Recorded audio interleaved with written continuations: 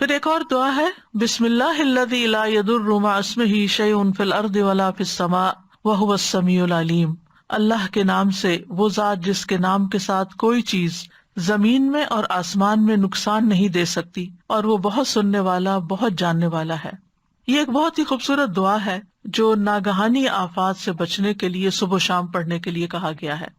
سنن نبی داؤد میں ہے، عثمان بن عفان رضی اللہ عنہ کہتے ہیں، میں نے رسول اللہ صلی اللہ علیہ وسلم سے سنا، آپ فرماتے تھے، جس نے شام کو 3 بار یہ دعا پڑھ لی اسے صبح تک کوئی اچانک مصیبت نہیں آئے گی۔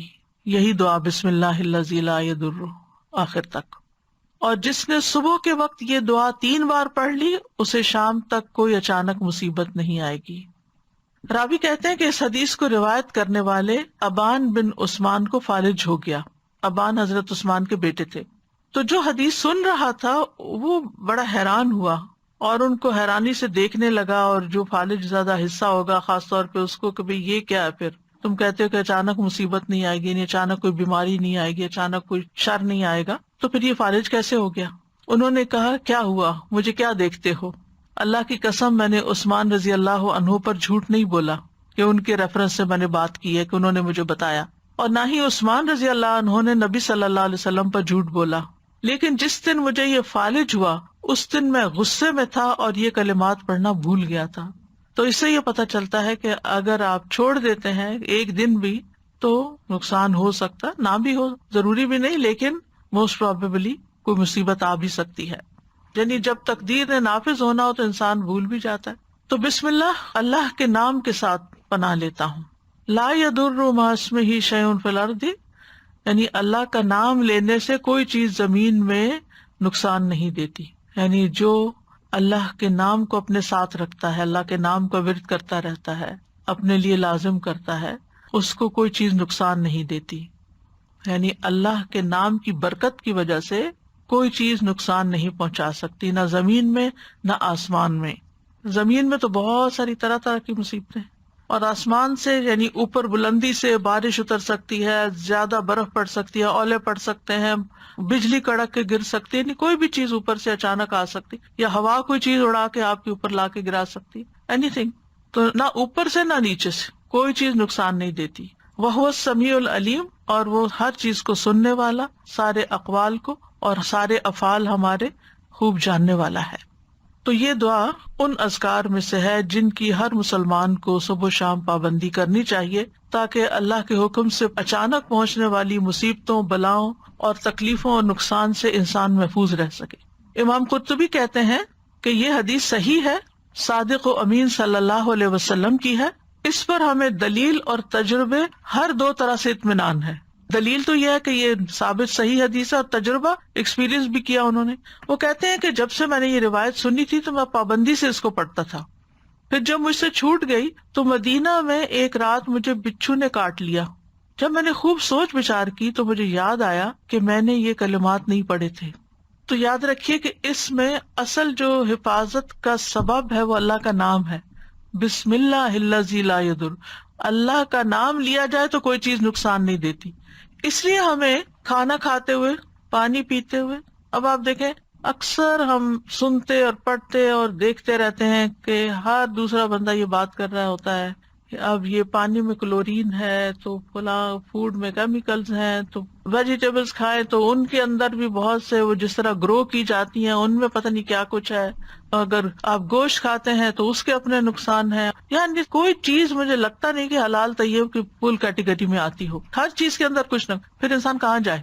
کسی اور پلانٹ پہ تو نہیں جا سکتا۔ اگر آپ یہ کہیں نا کہ آپ یہاں سے کسی ولیج میں چلے جائیں تو ولیج میں جو اگایا جاتا ہے وہ کھادیں ڈال رہے ہیں، طرح طرح کے کیمیکل ڈال رہے ہیں، اسپرے کر رہے ہیں۔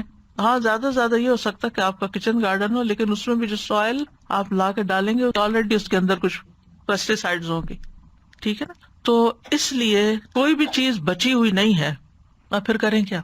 جو کھائیں پیئیں اس پر اللہ کا نام لے لیں، اور اگر کسی چیز کے بارے میں زیادہ شک ہو تو پوری دعا پڑھ لیں، بسم اللہ الذی لا یضر مع اسمہ شیء فی الارض ولا فی السماء وہو السمیع العلیم۔ خاص طور پر اگر کوئی دوائی وغیرہ کھا رہے ہوں یا کوئی انجیکشن لگا رہے ہوں کہ آپ کو اس کے سائڈ افیکٹس کا خوف ہے، یا آپ سرجری کے لیے جا رہے ہوں، مطلب کوئی بھی چیز جس سے آپ کو ایک خوف ہے، خطرہ ہے، وہم ہے، تو آپ اس سے بچنے کے لیے یہ دعا پڑھ لیں۔ میٹھا پسند ہے تو اسے کھاتے ہوئے بھی پڑھ لیا کریں. اور ویسے بھی اگر ہم بسم اللہ پڑھ لیتے ہیں نا، جس چیز پہ بسم اللہ پڑھ لیتے ہیں اس کے اندر برکت ہو جاتی ہے، اور برکت ہونے کا مطلب ہوتا ہے اس کی خیر نصیب ہوتی ہے، اللہ شر سے بچا لیتے ہیں. جابر بن عبداللہ کہتے ہیں کہ رسول اللہ صلی اللہ علیہ وسلم نے فرمایا، جب تم رات کو کتے کے بھونکنے یا گدھے کے ہینگنے کی آواز سنو تو اللہ کی پناہ طلب کیا کرو، اعوذ باللہ پڑھا کرو، کیونکہ جو کچھ وہ دیکھتے ہیں تم نہیں دیکھتے. جب لوگ سو جاتے ہیں تو باہر نہ نکلا کرو، کیونکہ اللہ عز و جل رات کے وقت اپنی مخلوق میں سے جس کو چاہتا ہے پھیلا دیتا ہے. اور اللہ کا نام لے کر دروازے بند کیا کرو، یعنی اپنے کمرے کا دروازہ بند کر رہے ہو یا گھر کا بند کر رہے ہو، بسم اللہ پڑھ کے کیا کریں، کیونکہ شیطان وہ دروازہ نہیں کھولتا جسے اللہ کا نام لے کر بند کیا گیا ہو.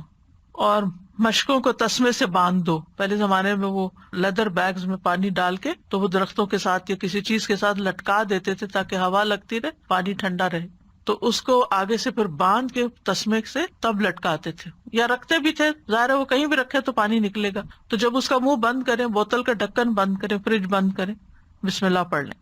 مٹکوں کو ڈھانپ دو، یعنی جس میں سے پانی لے کے پیتے ہو. برتنوں کو اوندا کر دو، کھلے برتن نہیں چھوڑو.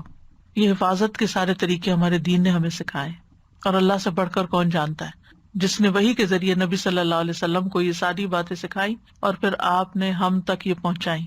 تو ہمارا دین کتنا خوبصورت دین ہے کہ جس میں صرف دین اور آخرت نہیں بلکہ دنیا میں رہنے کے طریقے بھی سکھائے اور دنیا میں حفاظت کے ساتھ رہنے کے طریقے بتا دیے.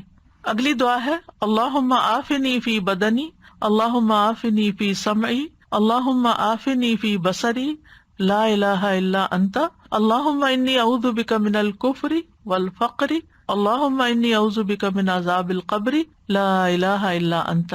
اے اللہ مجھے میرے بدن میں عافیت عطا فرما، اے اللہ مجھے میری سماعت میں عافیت عطا فرما، اے اللہ مجھے میری بصارت میں عافیت عطا فرما، تیرے علاوہ کوئی اور معبود نہیں. اے اللہ میں کفر اور فقر سے تیری پناہ میں آتا ہوں، اے اللہ میں عذاب قبر سے تیری پناہ میں آتا ہوں، تیرے سوا کوئی معبود نہیں.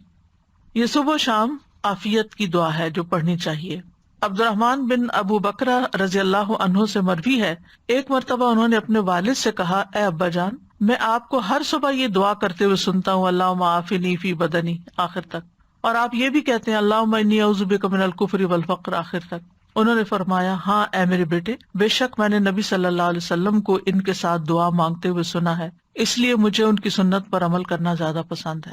یعنی انہوں نے اور فائدے کچھ نہیں زیادہ بتائے، ان کا کہ میں نے آپ صلی اللہ علیہ وسلم کو پڑھتے ہوئے سنا تو میں بھی پڑھتا ہوں، سنت کو فالو کرتا ہوں، اور باقی فائدے تو اللہ کے حوالے ہیں. جب میں اس کو فالو کروں گا تو فائدے ہی فائدے ہیں. پہلے بھی میں نے یہ بات ذکر کی تھی کہ چاہے اللہ کے کلام سے یا دعاؤں سے آپ نے دنیا کی کسی مصیبت سے بھی بچنا ہو، کسی بیماری سے نکلنا ہو، نیت عبادت کی کریں کہ اللہ میں یہ تیرا ذکر تیری عبادت کی نیت سے کر رہی ہوں، تو اسے قبول کر لے اور مجھے اس مشکل سے نجات دے. صبح و شام 3 دفعہ یہ کلمات دہراتے تھے. تو اللہم عافنی فی بدنی مطلب یہ کہ اللہ مجھے میری ساری جسمانی بیماریوں سے اور آفتوں سے سلامتی دے. عافنی فی سمعی اور عافنی فی بصری، یہ عمومی دعا کے بعد، پورے جسم کی دعا کے بعد پھر خاص اعضاء کے لیے دعا ہے، کیونکہ یہ دل کی طرف جانے کے راستے ہیں. کان اور آنکھ دل کی طرف جاتے ہیں، اور دل صحیح ہو تو سارا جسم صحیح ہوتا ہے، اور اگر دل خراب ہو تو جسم بھی بیمار ہوتا ہے.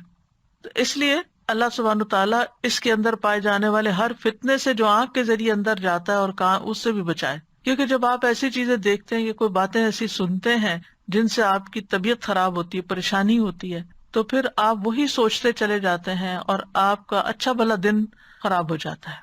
تو جب ہم یہ دعا مانگ رہے کہ اللہ میری آنکھ کو اپنی عافیت میں رکھ، یعنی یہ کوئی ایسی چیز بھی نہ دیکھے جو تجھے ناپسند ہو، اور اگر کوئی ایسی چیز ہے کہ جس کو دیکھنا خوف کا یا غم کا یا تکلیف کا باعث ہے، اس سے بھی محفوظ رکھ.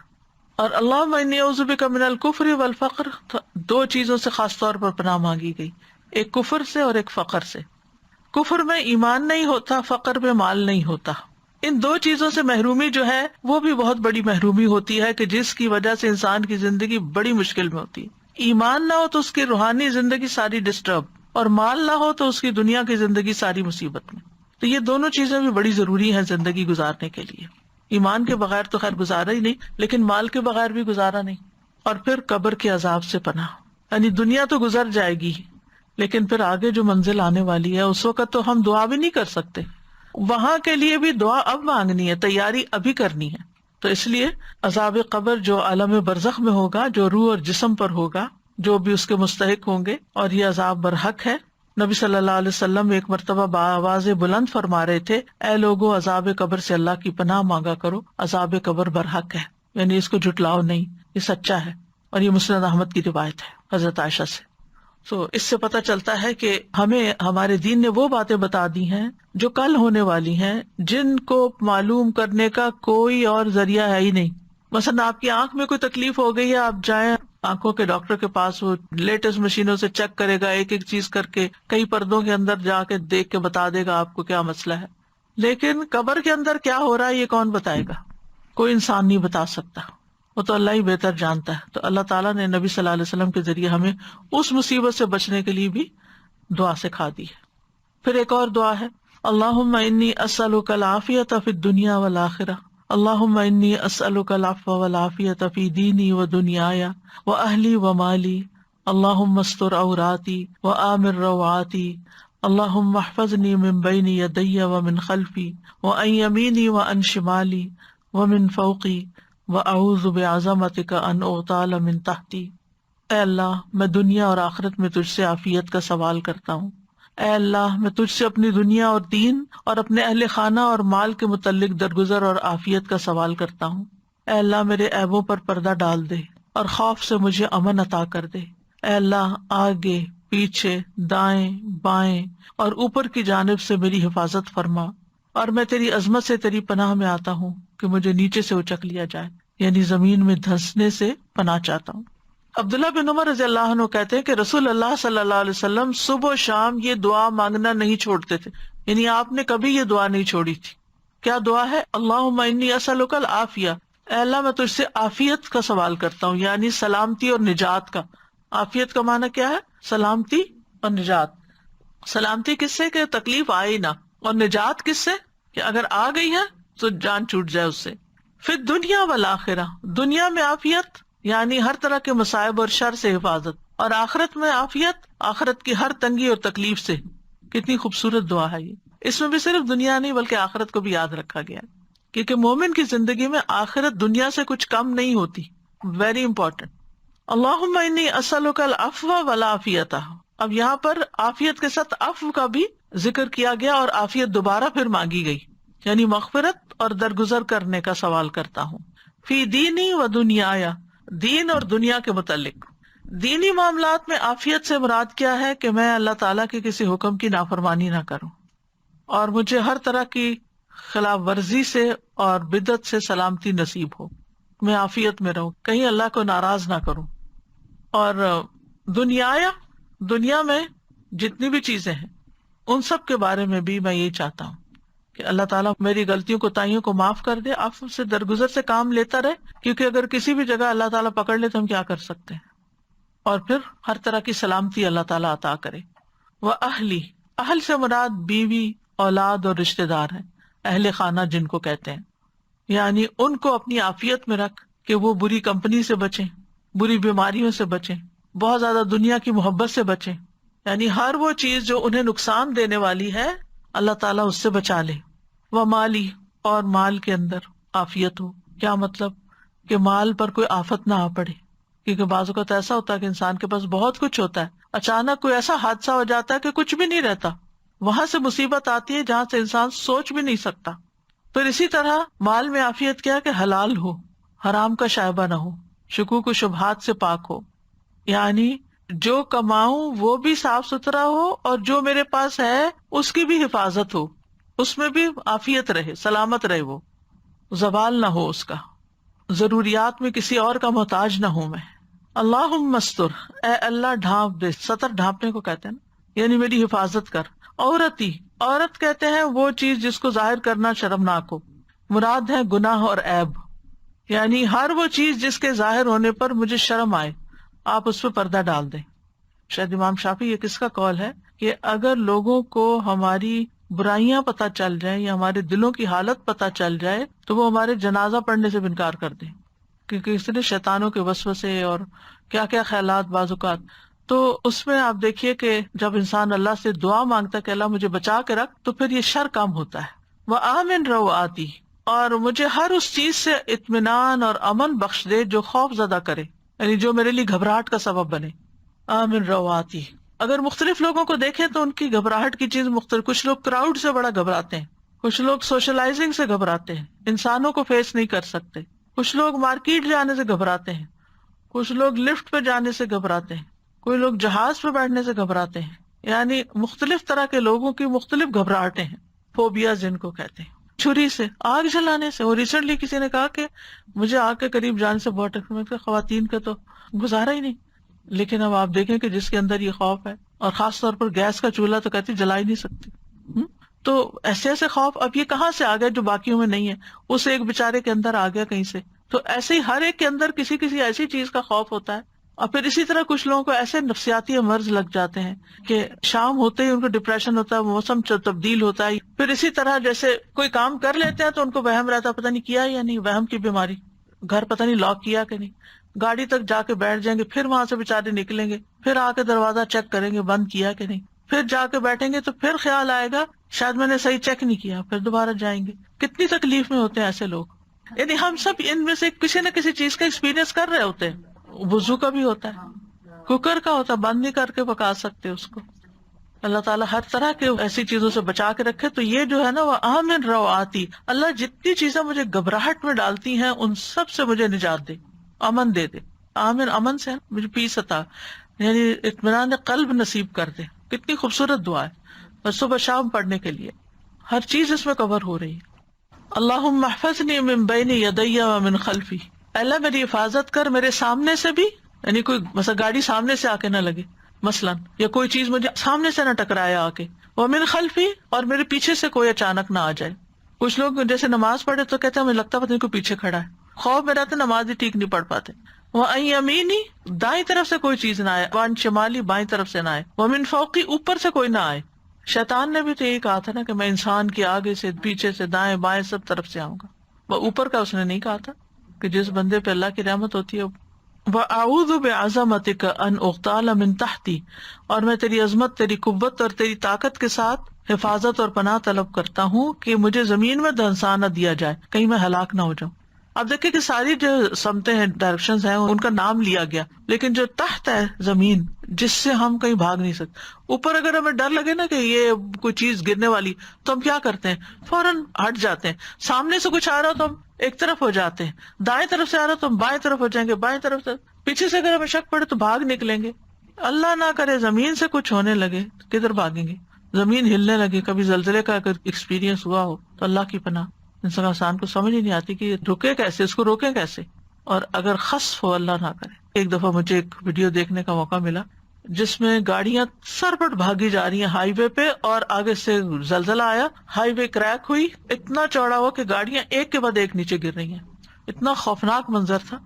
اسی طرح ایک جگہ پر زمین سنک ہونے لگ گئی، وہ درخت بھی نیچے اندر جا رہے ہیں، اور انسان بھی اور حیوان بھی، اور سب نیچے نیچے نیچے. انسان کیا کر سکتا ہے؟ کچھ بھی نہیں. تو اس لیے اس کو خاص طور پر الگ بیان کیا گیا، وَأَعُوذُ بِعَظَمَتِكَ أَنْ أُغْتَالَ مِنْ تَحْتِي، کہ زمین کے اندر دھنسائے جانے سے میں تیری پناہ چاہتا ہوں کہ نیچے سے میں ہلاک ہو جاؤں اور کسی مصیبت میں پڑ جاؤں. پھر ایک اور دعا ہے، اللہم فاطر السماوات والارض عالم الغیب والشہادہ رب کل شیء وملیکہ اشہد ان لا الہ الا انت اعوذ بک من شر نفسی وشر الشیطان وشرکہ. اے اللہ، آسمانوں اور زمین کے پیدا کرنے والے، غیب اور حاضر کے جاننے والے، ہر چیز کے رب اور مالک، میں گواہی دیتا ہوں کہ تیرے علاوہ کوئی معبود نہیں. میں اپنے نفس کے شر سے تیری پناہ میں آتا ہوں، اور شیطان کے شر اور شرک سے تیری پناہ میں آتا ہوں. یہ دعا بھی صبح شام پڑھی جائے گی. ابو بکر صدیق رضی اللہ عنہ نے عرض کیا، اے اللہ کے رسول، مجھے کچھ ایسے کلمات کا حکم دیجیے جنہیں میں صبح شام پڑھا کروں، یعنی جنہیں میں صبح کروں اور شام کروں تو کہہ لیا کروں. آپ نے یہی کلمات سکھائے. آپ نے فرمایا جب صبح اور جب شام کرو، اور جب اپنے بستر پر آؤ تب بھی اس دعا کو پڑھ لیا کرو. اب آپ دیکھیے کہ نبی صلی اللہ علیہ وسلم اپنے بہت عزیز دوست حضرت ابو بکر کو یہ دعا سکھا رہے ہیں. کتنی قیمتی دعا ہے، اور اس میں بھی اللہ تعالیٰ کے ناموں اور صفات کا واسطہ ہے کہ اے اللہ جو آسمانوں اور زمین کا پیدا کرنے والا ہے. یعنی فطرہ کہتے ہیں جب کوئی کام شروع کر کے اس کو بنایا اور پیدا کیا جائے. پھر عالم الغیب ہے، یعنی سب چیزوں کا جاننے والا ہے جو ابھی وجود میں بھی نہیں آئی، غیب میں ہے. عالم الغیب والشہادہ، شہادہ کہتے ہیں جو سامنے نظر آ رہا ہو. جس کو دیکھ سکیں آپ.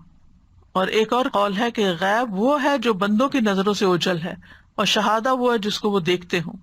اور اسی طرح کہا گیا کہ غیب پوشیدہ اور شہادہ ظاہر. اسی طرح کہا گیا غیب سے مراد آخرت اور شہادہ سے مراد دنیا. پھر اسی طرح ایک معنی یہ بھی کیا گیا کہ جو پہلے ہو چکا گون، اور جو آگے آنے والا ہے. اور پھر اس میں رب کل شیء، جو رب ہے ہر چیز کا، وہ ملیک ہو اور اس کا مالک، اس کی پناہ لیتا ہوں من شر نفسی، اپنے ہی نفس کے شر سے. اب اس کا خاص طور پر نفس کا ذکر آ گیا یہاں، کیونکہ ان النفس لامارۃ بالسوء، نفس انسان کو بہت زیادہ برائیوں کا حکم دیتا ہے، دنیا کی فنا ہونے والی لذتوں کی طرف لے جاتا ہے اور آخرت کو بلوا دیتا ہے. وشر الشیطان، اور شیطان کے شر سے، وشرک ہی، اور اس کے شرک سے، یعنی جس کا وہ حکم دیتا ہے. اسی طرح اس کو شرک ہی بھی پڑھا گیا ہے. شرک جال کو کہتے ہیں جس سے مچھلی یا پرندے وغیرہ کا شکار کیا جاتا ہے. تو شیطان کا بھی ایک جال ہوتا ہے جس سے وہ انسانوں کا شکار کرتا ہے. دونوں طرح سے پڑھ سکتے ہیں. تو یہ خواہشات کے ذریعے، یہ شبہات کے ذریعے انسانوں کو شکار کرتا ہے. اسی طرح یہ دعا ایک اور طریقے سے بھی آئی ہے، اللہم فاطر السماوات والارض عالم الغیب والشہادۃ انت رب کل شیء والملائکۃ یشہدون انک لا الہ الا انت فانا نعوذ بک من شر انفسنا ومن شر الشیطان الرجیم وشرکہ وان نقترف علی انفسنا سوءا او نجرہ الی مسلم. تھوڑے بہت الفاظ کا فرق ہے. تو یہ دعا بھی وارد ہوئی ہے. اور اس میں ان اقترف علی نفسی سوءا او اجرہ الی مسلم کا مطلب ہے میں اپنے نفس پر کوئی برائی گھسیٹ کے لاؤں یا کسی مسلمان کی طرف لے جاؤں. یعنی شر کے پیدا ہونے کے دو مقامات کو بیان کیا گیا ہے، ایک نفس اور ایک شیطان، اور دو گھاٹوں کو بیان کیا گیا ہے اور اس کی انتہا کو ذکر کیا گیا ہے. یعنی اس کا نفس کے خلاف نقصان ہونا یا مسلمان بھائی کے خلاف نقصان ہونا، دونوں برابر کی چیزیں. پھر دعا ہے امسینا و امسی الملک للہ والحمد للہ لا الہ الا اللہ وحدہ لا شریک لہ لہ الملک و لہ الحمد وہو علی کل شیء قدیر. اللہم اسألک خیر ہذہ اللیلۃ واعوذ بک من شر ہذہ اللیلۃ وشر ما بعدہا. اللہم انی اعوذ بک من الکسل وسوء الکبر. اللہم انی اعوذ بک من عذاب فی النار وعذاب فی القبر. ہم نے شام کی اور اللہ کے ملک نے شام کی، ہم نے شام کی یعنی شام ہو گئی ہم پر، اور اللہ کی ساری مخلوق جو ہے اس پہ بھی شام ہوگی، یعنی جو ہمارے آس پاس نظر آتی ہے وہ مراد ہے. اور ساری تعریفیں اس اللہ کے لیے ہیں جس کے سوا کوئی معبود نہیں، وہ اکیلا ہے، اس کا کوئی شریک نہیں، اسی کے لیے بادشاہت ہے اور اسی کے لیے تعریف ہے، اور وہ ہر چیز پر قدرت رکھنے والا ہے. اے اللہ میں تجھ سے اس رات کی بھلائی کا سوال کرتا ہوں اور اس رات کے شر اور اس کے بعد کے شر سے تیری پناہ مانگتا ہوں. اے اللہ میں تجھ سے سستی، بڑھاپے کی برائی سے پناہ مانگتا ہوں. اے اللہ میں تجھ سے آگ میں عذاب اور قبر میں عذاب سے پناہ چاہتا ہوں. باقی چیزیں تو وہی ہیں، لیکن اس میں سستی اور بڑھاپے کی بات آ گئی ہے، اور خاص طور پر رات کے شر کی بات آئی ہے. یہ شام کو پڑھیں گے، صبح پڑھنا ہوگا تو اصبحنا کہیں گے اسی میں. عبداللہ بن مسعود کہتے ہیں کہ رسول اللہ صلی اللہ علیہ وسلم شام کے وقت یہ دعا پڑھا کرتے تھے، اور جو صبح ہوتی تو فرماتے اصبحنا و اصبح الملک للہ آگے تک. یعنی ہم صبح میں یا شام میں اللہ کی نعمت اور حفاظت کے ساتھ ملتے ہوئے داخل ہوئے ہیں. تو اللہ سبحانہ تعالیٰ دن اور رات کی خیر اور بھلائی نصیب کرے، امن اور سلامتی نصیب کرے، اور آخرت کی بھلائی میں دنیا کے اندر عبادت کی توفیق ہو. اس میں جو نئی چیزیں ان میں سے کسل ہے، سستی. سستی کا مطلب ہے طاقت ہونے کے باوجود نفس کا نیک کام کی طرف نہ اٹھنا. یعنی کر سکتے ہیں، ساری فیسلٹیز موجود ہیں، لیکن ہم کرتے نہیں، سستی کی وجہ سے. تو اس سے پناہ مانگی گئی ہے، کیونکہ اس کی وجہ سے انسان بہت سے خیر سے محروم ہو جاتا ہے جب سستی آ جاتی ہے انسان کے اندر. ایک ہوتا معذور شخص. معذور کیا؟ مثلا سن نہیں سکتا، بول نہیں سکتا، دیکھ نہیں سکتا، چل نہیں سکتا، گاڑی نہیں ہے، کہیں جا نہیں سکتا، کسی کی کوئی خدمت نہیں کر سکتا، کسی خیر کے کام میں، کسی علم کی مجلس میں شریک نہیں ہو سکتا، ہینڈی کیپ ہے. لیکن ایک شخص ہے جس کو اس طرح کا کوئی بھی مسئلہ نہیں، پھر بھی وہ نہیں کرتا. تو یہ سستی ہمارے اپنی ہی دشمن ہے. اس سے پناہ مانگی گئی کہ اللہ اس سے بچا کے رکھ تاکہ ہم خیر اور نیکی کے کاموں میں آگے بڑھتے رہیں. پھر سوء الکبر کی بات بھی ہے، بڑھاپا، سخت بڑھاپا، کیونکہ اس میں بھی انسان کی عقل چلی جاتی ہے، سوچ بچار میں خرابی ہو جاتی ہے، اور دیگر بہت سے امور یعنی دوسروں کے لیے تکلیف دہ ہو جاتے ہیں، کوالٹی آف لائف نہیں رہتی. اور پھر سارے عذابوں میں سے جہنم اور قبر کے عذاب کی یہاں بات کی، یہ دونوں انتہائی سخت عذاب ہیں.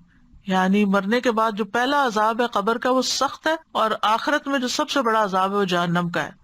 پھر ایک اور دعا ہے، اللہم بک اصبحنا و بک امسینا و بک نحیا و بک نموت و الیک المصیر، اور شام کے وقت اللہم بک امسینا و بک نحیا و بک نموت و الیک النشور، اے اللہ ہم نے آپ کے نام کے ساتھ صبح کی، اور آپ کے نام سے شام کی، اور آپ کے نام سے زندہ ہیں، اور آپ کے نام پہ ہم مرتے ہیں، اور آپ ہی کی طرف لوٹنا ہے۔ تو یہاں صبح و شام اللہ کی طرف لوٹنے کو یاد کروایا جا رہا ہے کہ یہ یاد رکھو واپسی بھی ہے ایک دن، ہمیشہ کے لیے نہیں آئے اس دنیا میں۔ یعنی صبح کے وقت ہم تیری نعمتوں اور تیری حفاظت کے ساتھ دنیا کے کام کاج کر رہے ہیں، اور تیری دی ہوئی نعمتوں کے ساتھ ہم چلتے پھرتے ہیں، سب کچھ کرتے ہیں، اور شام میں بھی ہماری یہ قوت قدرت باقی رہتی ہے، اور تیرے ہی نام سے ہم زندہ ہیں، یعنی جب تک تو زندہ رکھے ہم زندہ ہیں، اور تیرے نام کے ساتھ ہی ہم دنیا سے چلے جائیں گے۔ تو ہمارے سارے امور اللہ کے ہاتھ میں ہیں۔ یہ مت سمجھے کہ ہم اپنی مرضی سے یہ سب کچھ یہاں کر رہے ہیں، اللہ نے ہمیں اذن دیا ہوا ہے یا ہمیں رخصت دی ہوئی ہے تو ہم زمین پر یہ سب کچھ انجوائے کر رہے ہیں، اور یہ ہماری ملکیت نہیں ہے، کوئی اصل ملکیت اللہ ہی کی ہے، اور جس وقت چاہے وہ ان چیزوں کو لے بھی سکتا ہے۔ وَإِلَيْكَ النُّشُورُ، یہ بھی دن رات یاد کروایا گیا کہ تیری طرف جی اٹھنا ہے، یہ بھی انسان کبھی نہ بھولے۔ وَإِلَيْكَ الْمَصِيرُ، تیری ہی طرف واپس لوٹنا ہے۔ پھر ایک اور دعا ہے، یا حی یا قیوم برحمتک استغیث اصلح لی شأنی کلہ ولا تکلنی الی نفسی طرفۃ عین، اے زندہ اے قائم رہنے والے، میں تیری رحمت کے ساتھ مدد چاہتی ہوں، میرے سب کام درست کر دے، اور پلک جھپکنے کے برابر بھی مجھے میرے نفس کے سپرد نہ کر۔ نبی صلی اللہ علیہ وسلم نے حضرت فاطمہ کو یہ دعا صبح شام پڑھنے کی تلقین کی تھی۔ حضرت فاطمہ سے آپ صلی اللہ علیہ وسلم نے فرمایا، جو میں تمہیں وصیت کرتا ہوں اسے سننے سے تمہیں کیا چیز مانے ہے، یعنی توجہ سے سنو، مراد ہے کہ تم صبح شام یہ دعا پڑھو، یا حی یا قیوم برحمتک استغیث اصلح لی شانی کلہ ولا تکلنی الی نفسی طرفۃ عین۔ تو یا حی، اے ہمیشہ قائم رہنے والی ذات، یا قیوم، اے مخلوقات کے کاموں کو قائم رکھنے والی، اصلح لی شانی، میرے سارے حالات درست کر دے، ہر چیز میری ٹھیک کر دے، اور ولا تکلنی الی نفسی طرفۃ عین، مجھے بے یار و مددگار نہ چھوڑنا، مجھے میرے اپنے نفس کے بھی ایک لمحے کے لیے حوالے نہ کرنا، کیونکہ ہو سکتا ہے اسی لمحے میں پھسل جاؤں، تو میرے نفس کو تو قابو میں رکھ۔ پھر ہے حسبی اللہ لا الہ الا ہوا علیہ توکلت وہو رب العرش العظیم، سورۃ التوبہ کی آیت ہے، 7 دفعہ پڑھنی ہوتی ہے صبح شام۔ پھر بھی اگر وہ منہ موڑ لے تو آپ کہہ دیجئے، اللہ مجھے کافی ہے، اس کے سوا کوئی الہ برحق نہیں، اسی پر میں نے توکل کیا، اور وہ رب ہے عرش عظیم کا۔ ابو درداء فرماتے ہیں، جو شخص یہ دعا یعنی حسبی اللہ کی صبح شام 7 دفعہ پڑھے، اللہ تعالیٰ اسے تمام فکروں سے کافی ہو جاتے ہیں، اس کی فکر دور ہو جائیں گی۔ پھر اس میں آپ دیکھیے کہ جو بھی چیزیں آپ کو پریشان کرنی ہے، اس میں اگر انسان یہ کہے کہ ان میں مجھے اللہ کافی ہے، اللہ میری مدد کرنے والا ہے، بس ہم اس پہ بھروسہ کرتے ہیں، کسی اور پر نہیں، کیونکہ وَمَن يَتَوَکَّلْ عَلَى اللَّهِ فَهُوَ حَسْبُهُ، جو اللہ پہ بھروسہ کرے گا اللہ اس کو کافی ہو جائے گا۔ اور پھر الذی لا الہ الا ہو، وہی معبود برحق ہے، علیہ توکلت، اسی پہ میں نے بھروسہ کیا، اسی پر اعتماد کیا، اپنے معاملات کو اسی کے سپرد کر دیا، اور وہ عرش عظیم کا رب ہے۔ پھر سید الاستغفار ہے، اس کی وضاحت پیچھے میں کر چکی ہوں۔ اللہم انت ربی لا الہ الا انت خلقتنی وانا عبدک وانا علی عہدک ووعدک ما استطعت اعوذ بک من شر ما صنعت ابوء لک بنعمتک علی وابوء بذنبی فاغفر لی فانہ لا یغفر الذنوب الا انت۔ اے اللہ تو ہی میرا رب ہے، تیرے سوا کوئی معبود نہیں، تو نے مجھے پیدا کیا ہے اور میں تیرا بندہ ہوں، میں تیرے ساتھ کیے ہوئے عہد اور وعدے پر جہاں تک میری ہمت ہے قائم ہوں، میں اپنے کیے کے شر سے تیری پناہ چاہتا ہوں، تیری نعمتیں جو مجھ پر ہیں ان کا مجھے اقرار ہے، اور مجھے اپنے گناہوں کا بھی اعتراف ہے، بس مجھے بخش دے، بے شک تیرے سوا گناہوں کو کوئی نہیں بخشتا۔ نبی صلی اللہ علیہ وسلم نے فرمایا، جو کوئی صبح کو ان کلمات پر یقین رکھتے ہوئے کہے گا تو اگر اسی دن شام سے پہلے اسے موت آ جائے تو وہ جنت والوں میں سے ہوگا، اور جو ان کو رات کو کہے گا اور وہ ان پہ یقین رکھتا ہوگا، اگر وہ صبح سے پہلے مر گیا تو وہ بھی اہل جنت میں سے ہوگا۔ تو اس دعا کو یعنی اس استغفار کو پکڑ لینا چاہیے۔ اس میں آپ دیکھیے کہ اللہ کو اپنا رب کہا گیا، اللہ تو ہی میرا رب ہے، تو نے مجھے پیدا کیا، تو نے مجھے رزق دیا، تو ہی میرے تمام معاملات کو درست رکھتا ہے۔ پھر شرک کا انکار، لا الہ الا انت، تیرے سوا تو کوئی الہ ہے ہی نہیں، خلقتنی، اس میں توحید پیچھے الوہیت آئی، اب خلقتنی ربوبیت آ گئی، تو نے مجھے پیدا کیا، وانا عبدک اور میں تیرا ہی بندہ ہوں، وانا علی عہدک ووعدک ما استطعت میں تیرے عہد اور وعدے پہ قائم ہوں جتنا مجھ میں استطاعت ہے۔ یہ کون سا وعدہ؟ عہد الست، الست بربکم، جب سب نے کہا تھا ہاں اللہ تو ہی ہمارا رب ہے۔ اعوذ بک من شر ما صنعت میں تیری بنا لیتا ہوں اپنے نفس کے شر سے، یعنی جو خرابی میں نے کی اور اس کا وبال مجھ پہ آنے والا ہے، میں اپنے آپ کو پروٹیکٹ نہیں کر سکتا، مجھے تیری پروٹیکشن چاہیے۔ غلطیاں میری ہیں، کیونکہ جب آپ غلط کام کرتے ہیں تو اس کا خمیازہ تو بھگتنا پڑتا ہے۔ اللہ غلطی تو ہو گئی لیکن اب اس کی سزا نہیں بھگت سکتا، نہ دنیا میں نہ آخرت میں، اس کے لیے میں پھر تجھے ہی تھام رہا ہوں۔ میں اپنے کیے کے شر سے تیری پناہ چاہتا ہوں، یعنی ہر غلط کام کا ایک شر ہوتا ہے۔ استغفر اللہ۔ تیری نعمتیں جو مجھ پر ہیں مجھے ان کا اقرار ہے، ساری نعمتوں کا۔ اگر انسان کو نظر نہیں آتی یا الگ الگ مینشن نہیں کر سکتا تو یہ دعا بہت کافی ہے کہ اللہ ساری نعمتوں کا میں اقرار کرتا ہوں جو بھی تو نے مجھ پر کی، چاہے میں ان کو جانتا ہوں چاہے میں نے جانتا ہی نہیں۔ یعنی ان نعمتوں کا بھی شکر ادا کرنا چاہیے جن کو ہم جانتے نہیں کہ وہ ہمارے لیے کام کر رہی ہیں۔ بس مجھے بخش دے، بے شک تیرے سوا گناہوں کو کوئی نہیں بخشتا، کوئی بخش سکتا ہی نہیں جب تک اللہ نہ بخشے۔ نبی صلی اللہ علیہ وسلم نے یہ استغفار سے کھایا، پھر فرمایا جو کوئی صبح کو ان کلمات پر یقین رکھتے ہوئے کہے گا، اگر اسی دن شام سے پہلے اسے موت آ جائے تو وہ جنت والوں میں سے ہوگا، اور جو ان کو رات کو کہے گا اور ان پر یقین رکھتا ہوگا، اگر وہ صبح سے پہلے مر گیا تو بھی اہل جنت میں سے ہوگا۔ کتنی خوبصورت دعا ہے یہ۔ اب کچھ ایکسٹرا چیزیں ہیں جو 100 بار پڑھنے کی ہیں، جیسے سبحان اللہ العظیم و بحمدہ، اللہ بڑی عظمت والا ہے، اپنی تعریف کے ساتھ پاک ہے۔ رسول اللہ صلی اللہ علیہ وسلم نے فرمایا جو شخص سبحان اللہ العظیم و بحمدہ 100 مرتبہ پڑھے اور اسی طرح شام کو بھی 100 بار پڑھے تو اس کے برابر مخلوق میں کسی کا درجہ نہیں ہو سکتا، ایسا شخص درجوں میں سب سے اونچا ہے۔ تو اس سے یہ بھی پتہ چلتا ہے کہ 100 سے زیادہ بار بھی پڑھا جا سکتا ہے، کیونکہ اللہ تعالیٰ کی تسبیح پہ کوئی حد نہیں، کوئی قید نہیں ہے۔ یہ جو تسبیح ہے یہ حمد کے ساتھ ہے، اور جب تعریف کے ساتھ تسبیح ہوتی ہے تو اس کا مطلب یہ ہے کہ اللہ تعالیٰ کو ہم ہر عیب نقص سے پاک قرار دے رہے ہیں۔ پھر ایک اور ذکر ہے سبحان اللہ الحمد للہ اللہ اکبر، بڑی خوبصورت حدیث اور بڑی آسان اگر کسی کو اللہ توفیق دے عمل کی۔ رسول اللہ صلی اللہ علیہ وسلم نے فرمایا جو سورج نکلنے سے پہلے اور غروب ہونے سے پہلے 100 بار سبحان اللہ پڑھے، یہ 100 اونٹنیوں کو قربانی میں ذبح کرنے سے افضل ہے۔ جب آپ سنتے ہیں نا کہ نبی صلی اللہ علیہ وسلم نے حج کے موقع پر 100 اونٹ قربان کیے تو ہم کہتے ہیں ہم تو زندگی میں سوچ بھی نہیں سکتے۔ اگر آپ سوچ نہیں سکتے اور آپ کو شوق ہے پھر بھی، تو آپ یہ کلمات صبح اور شام 100 بار پڑھیں سبحان اللہ۔ اور جو سورج نکلنے اور غروب ہونے سے پہلے، اوقات کی پابندی ہے یہاں، 100 مرتبہ الحمدللہ پڑھے، یہ 100 گھوڑے جہاد میں سواری کے لیے دینے سے افضل ہے کہ مجاہد اس پہ بیٹھ کے کہیں جائیں اللہ کے راستے میں جہاد کرے، تو اس سے بھی افضل ہے کہ آپ 100 بار الحمدللہ پڑھیں۔ اور جو سورج نکلنے سے اور غروب ہونے سے پہلے 100 مرتبہ اللہ اکبر پڑھے، یہ 100 غلام آزاد کرنے سے افضل ہے۔ کتنا اجر و ثواب ہے اس کا۔ خاص طور پر وہ خواتین جن کے بچے چھوٹے نہیں ہیں، جن کی جابس نہیں ہیں، جو گھر پر ہوتی ہیں، ان کے لیے بڑا اچھا موقع ہے، فجر کی نماز پڑھیں، اس کے بعد بیٹھ کر سورج نکلنے سے پہلے اپنے یہ اذکار کر لیں۔ اسی طرح صبح کے وقت کے کچھ اور اذکار اور دعائیں بھی ہیں، جیسے سبحان اللہ و بحمدہ عدد خلقہ و رضا نفسہ و زنۃ عرشہ و مداد کلماتہ، اللہ کی تعریف اور اسی کی پاکی ہے، اس کی مخلوق کی تعداد کے برابر، اس کی رضا اور اس کے عرش کے وزن اور اس کے کلمات کی سیاہی کے برابر۔ ان کلمات کے بارے میں آتا ہے، حضرت جویریہ سے روایت ہے کہ نبی صلی اللہ علیہ وسلم صبح کے وقت ہی نماز ادا کرنے کے بعد ان کے پاس سے چلے گئے، یعنی نماز کے لیے چلے گئے، اور وہ اپنی جانماز پر بیٹھی ہوئی تھی۔ پھر دن چڑھے، آپ واپس تشریف لائے تو وہ وہیں بیٹھی ہوئی تھی۔ آپ نے فرمایا جس وقت میں تمہارے پاس سے گیا ہوں تم اسی طرح بیٹھی ہو؟ انہوں نے کہا جی ہاں۔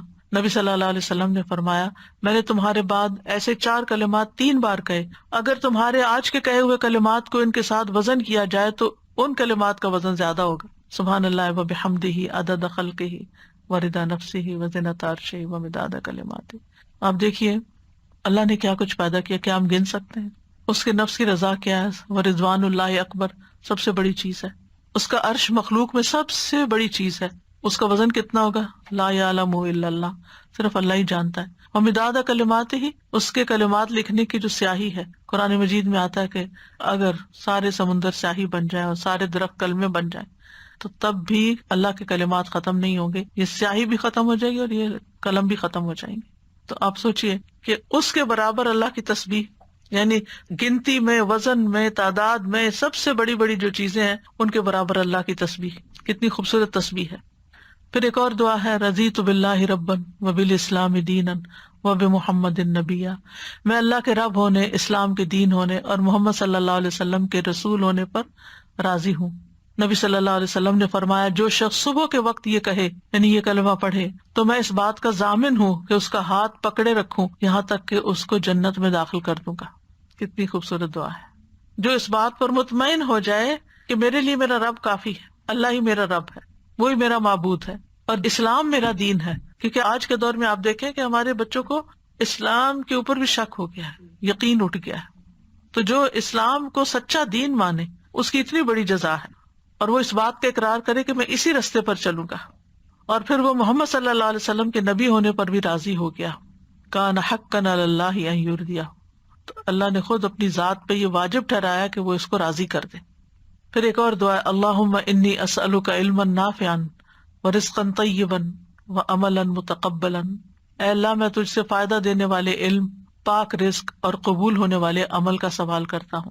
حضرت ام سلمہ کہتی ہیں جب صبح کے وقت نبی صلی اللہ علیہ وسلم نماز سے سلام پھیرتے تو فرماتے، اللہم انی اسألک علما نافعا ورزقا طیبا وعملا متقبلا. ہر روز انسان کو یہی چیزیں تو چاہیے ہوتی ہیں، فائدہ مند علم بھی چاہیے ہوتا ہے اور پاک صاف حلال رزق بھی چاہیے ہوتا ہے، اور جو عمل وہ کرے اس کی قبولیت کی گارنٹی بھی چاہیے ہوتی ہے. اور اصل میں تو عمل مانگ رہا ہے نا کہ اللہ نیکیوں کی توفیق دے دے. علم جو ہے وہ روحانی ضرورت پوری کرتا ہے ہمارا، اور رزق جو ہے کھانا پینا وہ جسمانی ضرورت پوری کرتا ہے. تو جب یہ تین چیزیں اس کا ٹارگٹ بنے گی صبح صبح کہ یہ تین چیزیں میں نے دن میں حاصل کرنی ہے، علم حاصل کرنا ہے، رزق کمانا ہے اور پھر اچھے عمل کرنے، تو پھر وہ پلان کرے گا دن کو، اپنے ٹارگٹ سیٹ کرے گا. یہاں آپ دیکھیں کہ رزق سے پہلے علم نافع کا سوال کیا گیا سب سے پہلے. آپ دیکھتے کہ اکثریت ہماری علم نافع سے پہلے رزق کو رکھتی ہے. ٹھیک ہے وہ ضرورت ہے، لیکن اس سے یہ پتہ چلتا ہے کہ جہاں رزق کے کمانے کے لیے انسان کوشش کرتا ہے وہاں پر اس کو علم حاصل کرنے کی اس سے بھی زیادہ کوشش کرنی چاہیے. کیونکہ رزق کمانے میں تو سارے مددگار بن جاتے ہیں، لیکن علم حاصل کرنے میں آپ کا شوق ہی ہوتا ہے، آپ کو خود ہی اسٹرگل کرنی پڑتی ہے. لیکن اگر انسان علم نافع چھوڑ کر صرف دنیا کے پیچھے جا رہا ہے تو فرمایا قل هل ننبئکم بالاخسرین اعمالا الذین ضل سعیہم فی الحیاۃ الدنیا وہم یحسبون انہم یحسنون صنعا. کہہ دیجیے کیا ہم بتائیں تمہیں کہ اعمال کے اعتبار سے کون لوگ سب سے زیادہ خسارے میں ہیں؟ یہ وہ لوگ ہیں جن کی ساری کوشش دنیا کی زندگی میں ضائع ہو گئی اور وہ سمجھتے رہے کہ وہ بہت اچھے کام کر رہے ہیں. یعنی جو لوگ صرف دنیا کے پیچھے بھاگ رہے ہیں، دنیا حاصل بھی کر رہے ہیں، وہ سمجھتے ہیں ہم سب سے زیادہ کامیاب لوگ ہیں. آج اگر آپ سکسیسفل پیپل کی سٹوریز دیکھیں اس میں کوئی وہ نہیں نظر آئے گا کہ جو آخرت کے لیے کام کر رہا ہوں. وہی لوگ ہوں گے کہ جو دنیا میں آگے نکلے ہوئے ہیں. کبھی انسان کو رزق مال مل بھی جاتا ہے اور وہ سمجھتا ہے کہ یہ پاک اور مفید ہے، لیکن حقیقت میں وہ نقصان دہ ہوتا ہے. تو اس کو بھی کیا حلال ہے کیا نہیں ہے، کیا مفید ہے کیا نہیں ہے، یہ بھی علم سے پتہ چلتا ہے. تو علم نافع میں دین کا علم بھی اور دنیا کا بھی وہ فائدہ مند علم جس سے انسان کو اچھے برے کی تمیز ہو، وہ بھی ضروری ہے. پھر کچھ کلمات شام کے وقت کے لیے خاص ہیں، جیسے اعوذ بکلمات اللہ التامات من شر ما خلق 3 بار پڑھنا. ایک آدمی نبی صلی اللہ علیہ وسلم کی خدمت میں حاضر ہو کر عرض کرنے لگا، اے اللہ کے رسول مجھے رات بچھو نے کاٹ لیا. آپ نے فرمایا اگر تم شام کے وقت اعوذ بکلمات اللہ التامات من شر ما خلق پڑھ لیتے تو تمہیں یہ تکلیف نہ پہنچاتا. پھر اسی طرح دن کے کسی بھی وقت میں آپ یہ ذکر پڑھ سکتے ہیں، سبحان اللہ و بحمدہ 100 بار. چاہے تو صبح کے وقت پڑھ لیں، چاہے تو سورج نکلنے کے بعد پڑھ لیں، دوپہر میں پڑھ لیں، جب دل چاہے پڑھ لیں. رسول اللہ صلی اللہ علیہ وسلم نے فرمایا جو شخص سبحان اللہ و بحمدہ دن میں 100 بار کہے تو اس کے گناہ معاف کر دیے جاتے ہیں، اگرچہ سمندر کی جھاگ کے برابر ہی کیوں نہ ہو. پھر استغفر اللہ و اتوب الیہ، کثرت سے استغفار کرنا. پھر ہے لا الہ الا اللہ وحدہ لا شریک لہ لہ الملک و لہ الحمد وہو علی کل شیء قدیر، دن میں 100 بار پڑھنا. رسول اللہ صلی اللہ علیہ وسلم نے فرمایا جو شخص دن میں 100 مرتبہ یہ دعا پڑھے گا، لا الہ الا اللہ وحدہ لا شریک لہ لہ الملک و لہ الحمد وہو علی کل شیء قدیر، اس سے 10 غلام آزاد کرنے کے برابر ثواب ملے گا. 100 نیکیاں اس کے نامہ اعمال میں لکھی جائیں گی اور 100 برائیاں اس سے مٹا دی جائیں گی. اس روز دن بھر یہ دعا شیطان سے اس کی حفاظت کرتی رہے گی یہاں تک کہ شام ہو جائے، اور کوئی شخص اس سے بہتر عمل لے کر نہ آئے گا مگر جو اس سے بھی زیادہ یہی عمل کرے. تو لا الہ الا اللہ میں اللہ تعالیٰ کی الوہیت کا ذکر ہے، وحدہ لا شریک لہ میں اللہ تعالیٰ کی وحدانیت کا ذکر ہے، لہ الملک میں اس کی عام بادشاہت کا ذکر ہے جو ہر چیز کے لیے. مثلاً آپ دنیا کے بادشاہوں کو دیکھیں تو ان کی مملکت میں جتنے لوگ رہتے ہیں وہ سب نہیں ان کو مانتے ہوتے، لیکن چلو اکثریت بھی مانتی ہے تو ان کا کام چل جاتا ہے. مگر اسی ملک کے اندر رہنے والے حیوان، جانور، پرند، مچھلیاں، وہ تو ان کو بادشاہ نہیں مانتی، ان کو نہیں منوا سکتے. لیکن ساری مخلوق اللہ کو اپنا رب اور اپنا بادشاہ مانتی ہے. وَلَهُ الْحَمْدُ، اور تعریف بھی اسی کے لیے ہے. اور پھر لا الہ الا اللہ واللہ اکبر، لا الہ الا اللہ وحدہ، لا الہ الا اللہ ولا شریک لہ، لا الہ الا اللہ لہ الملک ولہ الحمد، لا الہ الا اللہ ولا حول ولا قوۃ الا باللہ. نبی صلی اللہ علیہ وسلم نے فرمایا جس نے اس طرح کہا، یعنی یہی، وہ ان کلمات کو اپنی 5 انگلیوں پر 5 بار گرا دے، گرا دے. پھر فرمایا جو ان کلمات کو دن میں یا رات میں یا مہینے میں پڑھ لے، پھر اسی دن یا اسی رات اسی ماہ فوت ہو جائے، اس کے گناہ معاف کر دی جائیں گے. یہ جو دعائیں ایپ ہے نا، اس کے اندر میں نے یہ ڈلوائی ہے دعا، لا الہ الا اللہ واللہ اکبر، لا الہ الا اللہ وحدہ، لا الہ الا اللہ لا شریک لہ، لا الہ الا اللہ لہ الملک ولہ الحمد، لا الہ الا اللہ ولا حول ولا قوۃ الا باللہ. جزاکم اللہ خیرا، وآخر دعوانا ان الحمد للہ رب العالمین. سبحانک اللہم وبحمدک، اشہد ان لا الہ الا انت، استغفرک واتوب الیک. السلام علیکم ورحمۃ اللہ وبرکاتہ.